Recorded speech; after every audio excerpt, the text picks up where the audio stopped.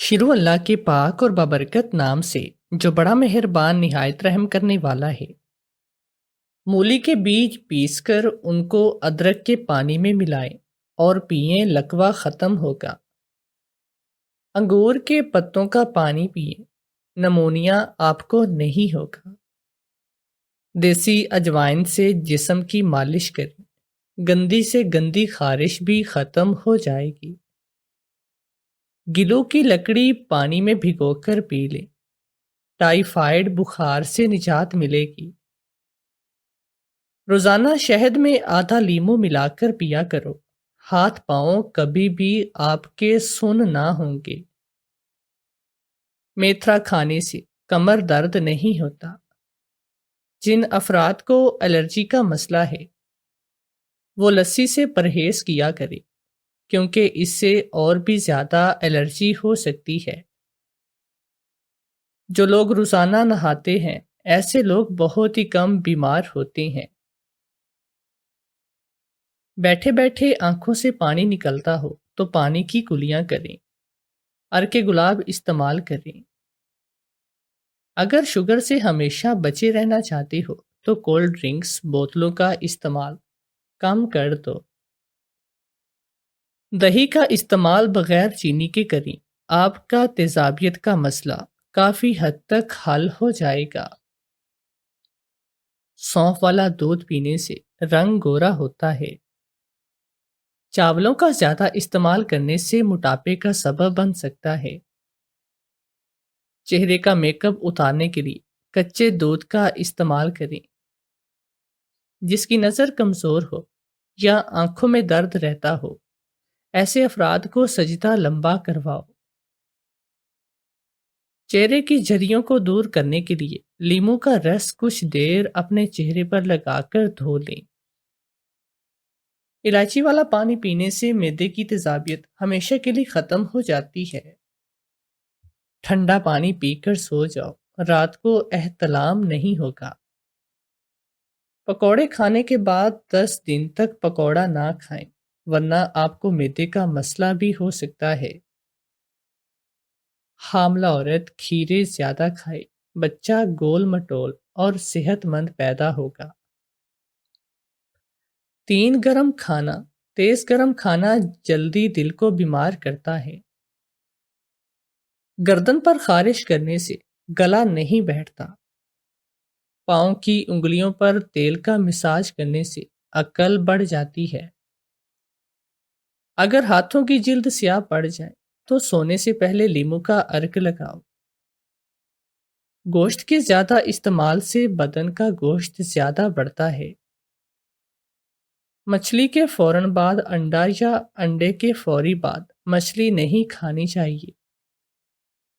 آنکھوں کی مختلف بیماریوں میں مچھلی کا استعمال نقصان دہ ہے۔ روزے رکھنے سے جوڑوں کے درد کا مسئلہ نہیں ہوتا۔ دہی میں کلونجی کے چند دانے ڈال کر صبح اٹھتے ہی کھاؤ، مردانہ طاقت میں اضافہ ہوگا۔ رات کے وقت دودھ کی ملائی سے چہرہ دھو لو، چھائیاں ختم ہو جائیں گی۔ لیموں کا چھلکا چبانے سے ہاضمہ ٹھیک رہے گا۔ پیٹ میں بننے والی گیس کو فوراً خارج کیا کرو، ورنہ یادداشت کمزور ہو جائیں گی۔ کچا دودھ پینے سے رنگ بھی کالا نہیں ہوتا۔ مالٹا کھانے سے دل کی نالیاں بند نہیں ہوتی۔ میں قبر کھودنے کا کام کرتا تھا اور خوب پیسے کماتا۔ ایک دن جب میں قبر کھود رہا تھا تو ایک عورت ساری قبروں کے اوپر مٹھائی رکھ کر چلی گئی۔ مجھے نہیں معلوم تھا کہ وہ ایسا کیوں کر رہی ہے، اس لیے ساری مٹھائیاں چپ کر کے اٹھا لی اور سستی قیمت میں بیچ دی۔ کچھ دن کے بعد پولیس مجھے اپنے ساتھ لے گئی۔ وہاں حاملہ عورتوں کا رش لگا تھا۔ جان تو تب نکلی جب معلوم ہوا مٹھائی میں۔ یہ ان دنوں کی بات ہے جب میں اپنے حالات سے پریشان ہو کر امریکہ جانے کی کوشش کر رہا تھا۔ پھر بڑی مشکل سے مجھے امریکہ کا ویزا مل گیا، مگر اس کے لیے مجھے اپنا گھر فروخت کرنا پڑا اور اپنی فیملی کو کرائے کے گھر میں منتقل کرنا پڑا۔ میری فیملی میں میری بیٹی اور بیوی شامل تھے۔ اس کے بعد میں امریکہ آ گیا۔ یہاں آ کر کافی عرصے تک تو بے روزگار رہا۔ پھر مجھے قبر کھودنے کی نوکری ملی۔ پاکستان میں میری بیوی اور بیٹی رہ گئے تھے کیونکہ میں اپنا گھر بیچ کر آیا تھا، تو وہ بہت ہی مشکل سے رہ رہے تھے۔ ان کی مشکلات کو دیکھ کر میں نے کوشش کی اور انہیں بھی امریکہ بلا لیا۔ امریکہ ایک مہنگی جگہ ہے اور میری نوکری قبر کھودنے کی تھی، جس کی آمدنی کم تھی۔ ہمارا گزر بسر مشکل سے ہو رہا تھا، پھر محنت بھی زیادہ کرتا تھا، کبھی پورے پورے دن اور کبھی پوری پوری رات۔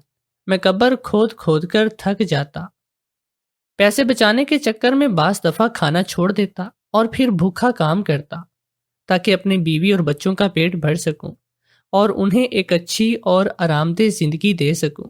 یہ ایک مشکل اور تکلیف دہ نوکری تھی، مگر کوئی اور کام نہیں مل رہا تھا تو اسی پر گزارا کرنا تھا۔ پاکستان کی نسبت یہاں پر قبرستان کا ماحول تھوڑا الگ تھا۔ یہاں پر قبرستان میں وہ ڈر خوف نہیں لگتا جو پاکستان میں لگتا تھا۔ مجھے لگا شاید یہاں کے لوگ اور ان کی سوچ قبروں کے متعلق الگ ہے، لیکن پھر ایک اچانک ایسا واقعہ ہوا جس نے میرے حواس باختہ کیے۔ پاپا آ گئے، پاپا آ گئے، مما پاپا آ گئے۔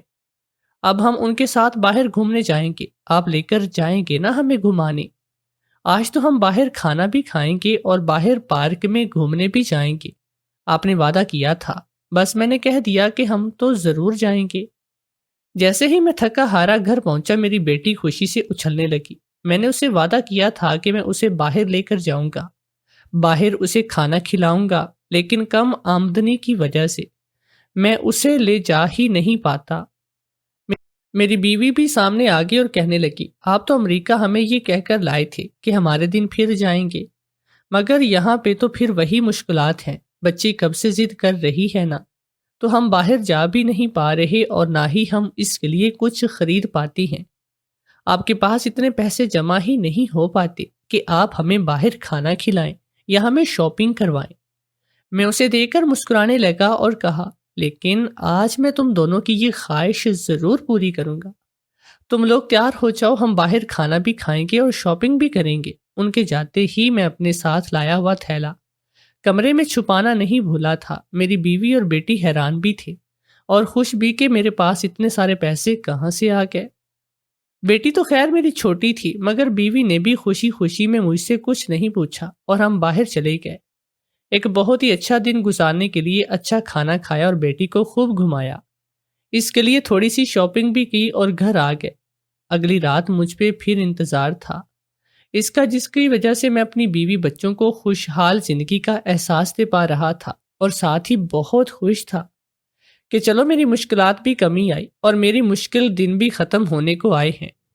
اب کسی طرح ہی صحیح میں ایک اچھی زندگی گزار سکوں گا، اپنی بیوی بچوں کو ایک اچھی زندگی دے سکوں گا۔ مگر کچھ عجیب سا تھا جو مجھے اب چین نہیں لینے دے رہا تھا۔ کچھ تھا جو مجھے اندر سے یہ سب کچھ کرنے سے روک رہا تھا، مگر ایک اچھی زندگی گزارنے کی خواہش اتنی شدید تھی کہ وہ میرے ضمیر پر غالب آ رہی تھی۔ اور پھر میرا انتظار ختم ہوا۔ روز کی طرح وہ آئی اور روز کی طرح ہر قبر پر ایک ایک مٹھائی کا ڈبہ رکھ کر چلی گئی۔ روز کی طرح میں نے ان سب ڈبوں کو جمع کیا اور تھیلے میں بھر لیا۔ آج پھر مجھے لگتا تھا میں بہت سارا پیسہ کما کر لے جاؤں گا۔ اس طرح میرے دل کا لالچ بھی بڑھتا جا رہا تھا، مگر ایک تجسس بھی تھا کہ میں جان لوں وہ کون ہے اور یہ سب کچھ کیوں کر رہی ہے۔ مگر پھر سوچتا کہ مجھے کیا، میرا مسئلہ تو حل ہو رہا ہے نا۔ میں نے جلدی جلدی اپنا کام ختم کیا اور تھیلا لے کر باہر کی طرف چلا گیا۔ مجھے لگا آج مجھے بہت زیادہ پیسے ملنے والے ہیں، اور میرا خیال کچھ غلط نہ تھا۔ میری مانگ میں اضافہ ہو رہا تھا۔ یہی دیکھ کر میں نے سوچا کیوں نہ قیمت بڑھا دوں تاکہ جلد سے جلد زیادہ پیسے کما کر کوئی ڈھنگ کا کام کر سکوں۔ قبر کھودنے کی نوکری تو بہت ہی تھکا دینے والی تھی اور اس میں عزت بھی کم تھی۔ میں چاہتا تھا کہ جلد سے جلد اپنا لائف سٹائل اچھا کروں تاکہ اپنی بیوی اور بیٹی کو اچھی زندگی دے سکوں۔ میرے ڈبے ہاتھوں ہاتھ بک گئے اور میں خوشی خوشی گھر آ گیا۔ میری بیوی حیران ہوتی تھی کہ اچانک ہمارے حالات میں اتنی تبدیلی کیسے آنے لگی، لیکن وہ خوشی تھی اور اس کو خوش دیکھ کر میں مطمئن تھا، مگر دل میں ڈر تھا کہیں میں کچھ غلط تو نہیں کر رہا۔ مجھے یاد آ رہا تھا کہ چند دن پہلے ہونے والے حادثے نے میرے حالات کیسے تبدیل کر دیے۔ دراصل ہوا یوں کہ میں ایک روز کی طرح قبر کھود رہا تھا۔ آج پھر زیادہ کام کرنے کے چکر میں کھانے کو نظر انداز کر گیا تھا اور اب بھوک اور تھکن سے نڈھال تھا۔ مزید قبر کھودنے کی مجھ میں بالکل ہمت نہیں تھی۔ مگر میں چاہتا تھا کہ کچھ زیادہ پیسے کما لوں تاکہ اپنی بیٹی کو باہر لے جا کر گھومنے کی خواہش اس کی پوری کروں۔ رات کے 2 بج رہے تھے، قبرستان کے اندر گہری خاموشی چھائی ہوئی تھی۔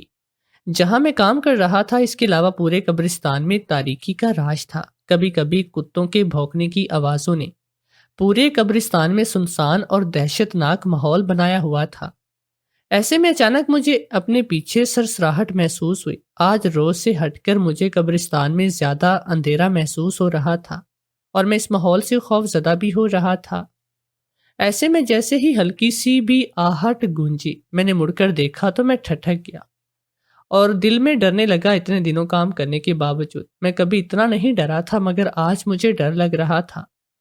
میں نے دیکھا ایک عورت بہترین لباس پہنے ہوئے قبرستان میں داخل ہوئی۔ اس نے ادھر ادھر دیکھا اور پھر چلتے ہوئے قبرستان کے آخری سرے تک چلی گئی۔ مجھے وہ عجیب لگی تھی اور میں خوفزدہ ہونے لگا۔ میں اسے دیکھ رہا تھا کہ وہ کیا کر رہی ہے۔ میں نے دیکھا اس نے آخری قبروں پر کچھ رکھنا شروع کیا۔ وہ ایک اعلیٰ گھر کی عورت لگ رہی تھی۔ آہستہ آہستہ اس نے سب قبروں پر کچھ رکھا۔ جیسے ہی وہ میری طرف آئی، میں ایک دم پاس کی ایک قبر کے کتبے کے پیچھے چھپ گیا۔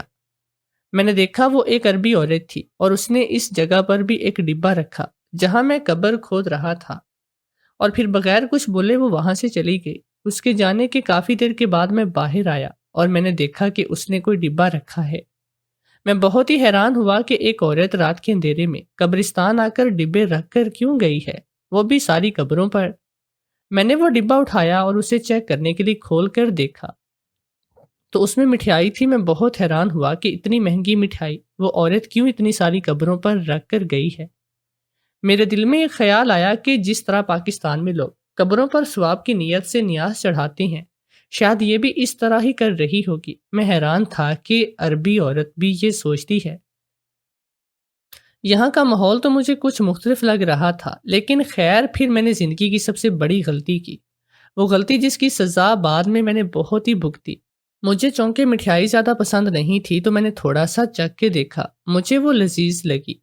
میرے دل میں خیال آیا کہ اگر یہ سارے ڈبے میں بازار میں لے جا کر بیچ دوں تو مجھے اچھے خاصے پیسے مل جائیں گے اور میں اپنی بیٹی کے لیے کچھ چیزیں خرید لوں گا۔ یہی سوچ کر میں نے وہ سارے ڈبے اپنے پاس رکھے، تھیلے میں رکھے، اس کو بھر لیے اور جلدی جلدی اپنا کام ختم کیا اور بازار چلا گیا۔ سارے ڈبے بک جائیں اس لیے میں نے بہت ہی کم قیمت پر بیچنے شروع کیے۔ سستی مٹھائی دیکھ کر لوگوں نے اسے جلدی جلدی خریدا اور چلے گئے۔ میرے پاس کافی پیسے آ گئے جو میری ایک دن کی کمائی سے زیادہ تھے۔ میں گھر چلا گیا کیونکہ میں کافی تھک گیا تھا۔ دوسری رات مجھے انتظار تھا کہ پھر شاید وہی عورت آئے گی، وہ مٹھائی کے ڈبے رکھے اور میں انہیں بازار لے جا کر بیچ دوں۔ وہ عورت آئی اور اس نے پھر وہی کیا۔ میں نے بھی پھر وہی کیا اور میں جب بازار گیا تو میں نے دیکھا لوگ پہلے سے میری مٹھائی کے انتظار میں وہاں پر کھڑے تھے۔ میری مٹھائی فوراً بک گئی۔ آج مجھے کم وقت لگا۔ میں خوش تھا کہ چلو میری آمدنی کا کوئی ذریعہ تو بنا، چاہے کسی طرح ہی صحیح۔ لیکن میں حیران ہوتا تھا کہ وہ عورت رات کے 2 بجے ہی کیوں آتی ہے اور اس کے ساتھ کوئی کیوں نہیں ہوتا۔ وہ خاموشی سے صرف ڈبے رکھتی ہے اور چلی جاتی ہے۔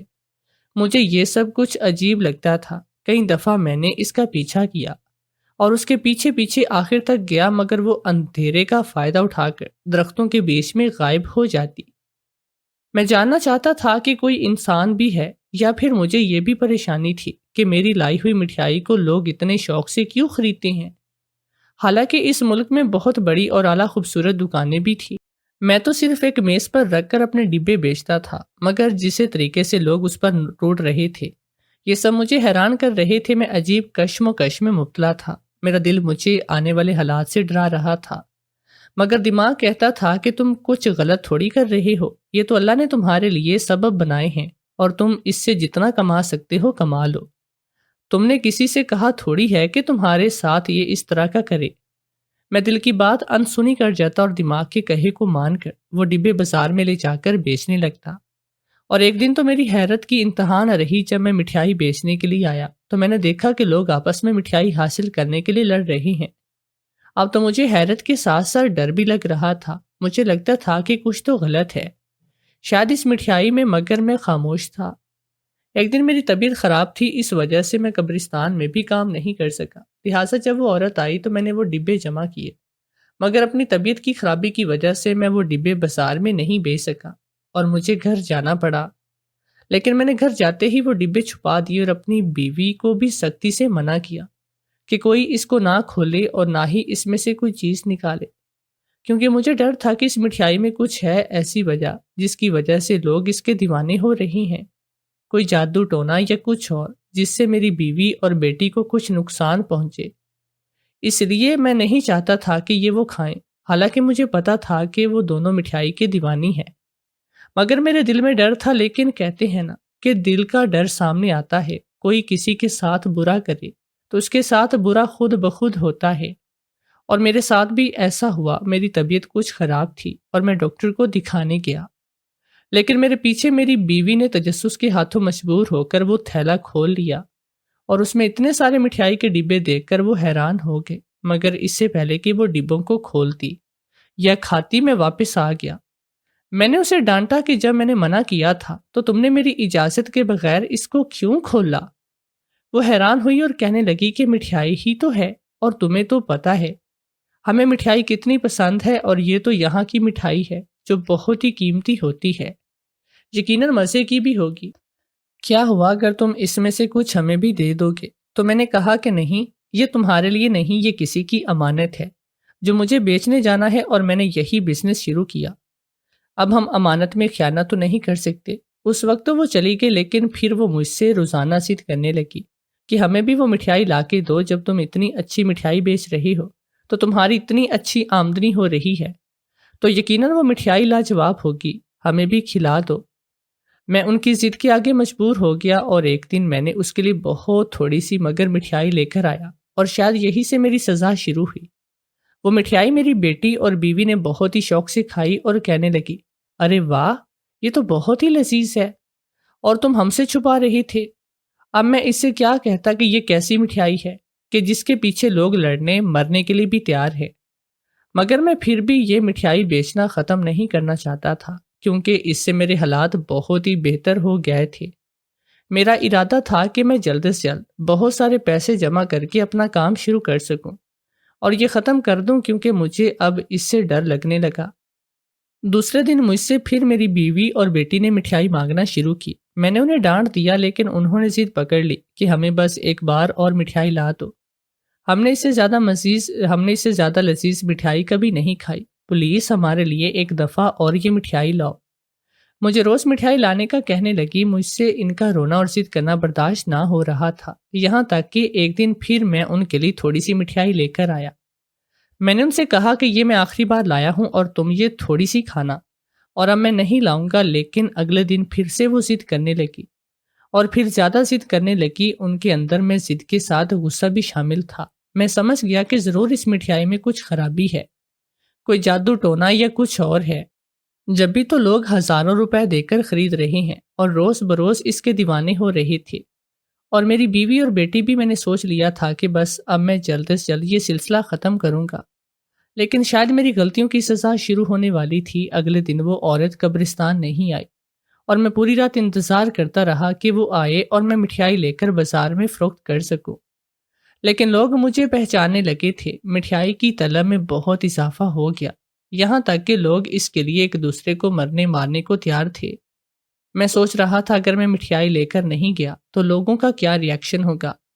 مگر وہ عورت نہیں آئی، ایک دن، 2 دن، 3 دن، مگر وہ نہ آئی۔ ادھر میری بیوی اور بیٹی بھی بار بار مجھ سے مٹھائی مانگ رہی تھی۔ میں نے ان سے کہا کہ میں تمہیں پیسے دیتا ہوں، تم بازار سے کوئی اور مٹھائی منگوا کر کھا لو، مگر وہ نہیں مانے۔ ان کا کہنا تھا کہ وہی مٹھائی کھائیں گے، اور میں ان کی ضد کے آگے بے بس تھا۔ اب تو باہر نکلنا بھی مشکل ہو رہا تھا۔ لوگ میرے گھر تک آ گئے اور مجھ سے کہہ رہے تھے کہ ہمارا سب کچھ لے لو اور ہمیں وہ مٹھائی دے دو۔ باہر نکلتا تھا تو لوگ مجھے پکڑ پکڑ کر پوچھ رہے تھے کہ مٹھائی کہاں سے ملے گی، یہاں تک کہ میں بہت پریشان ہو گیا۔ 2 ہفتے ہو گئے تھے وہ عورت نہ تو قبرستان آ رہی تھی اور نہ ہی مجھے مٹھائی مل پا رہی تھی۔ میں ان لوگوں کو کیا دیتا، نہ ہی وہ لوگ میری جان چھوڑ رہے تھے۔ مجھے بہت ڈر لگ رہا تھا، میں بہت پریشان ہو گیا تھا۔ اب مجھے لگنے لگا تھا کہ مجھ سے یقیناً کوئی بڑا گناہ ہوا ہے۔ اپنے لالچ میں آ کر میں نے بہت سارے لوگوں کے ساتھ بہت ہی برا کیا تھا، اور ان برا ہونے والے لوگوں میں میری بیوی اور بیٹی بھی شامل تھی۔